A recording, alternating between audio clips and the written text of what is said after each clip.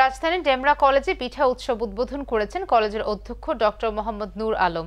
২১ জানুয়ারি মঙ্গলবার শিক্ষার্থীদের মধ্যে বাংলা সংস্কৃতি ও ঐতিহ্যের প্রতি ভালোবাসা ও আগ্রহ বৃদ্ধির লক্ষ্যে আয়োজিত এই উৎসবে উপস্থিত ছিলেন শিক্ষক শিক্ষিকা, শিক্ষার্থীরা এবং কলেজের কর্মকর্তারা।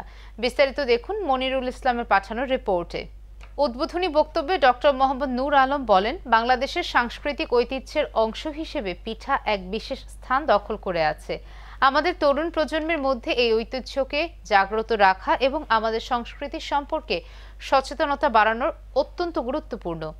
ডেমরা কলেজের গভর্নিং বডির সভাপতি আব্দুল জলিল বলেন, এই ধরনের অনুষ্ঠানের মাধ্যমে শিক্ষার্থীরা একে অপরের সঙ্গে আরও পরিচিতি হবে এবং বাংলা সংস্কৃতির প্রতি তাদের ভালোবাসা আরও গভীর হবে।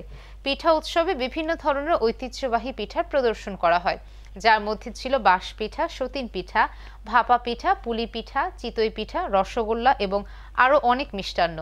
শিক্ষার্থীরা নিজ হাতে এসব পিঠা তৈরি করে এবং পরস্পরের মধ্যে ভাগ করে নেয়। অনুষ্ঠান অনুষ্ঠিত হয় যা কলেজের পরিবেশকে আরও প্রাণবন্ত করে তোলে। এ সময় উপস্থিত ছিলেন বাংলাদেশ প্রতিদিনের সাংবাদিক জাহাঙ্গীর আলম হানিফ, শিক্ষক ও শিক্ষার্থীবৃন্দ।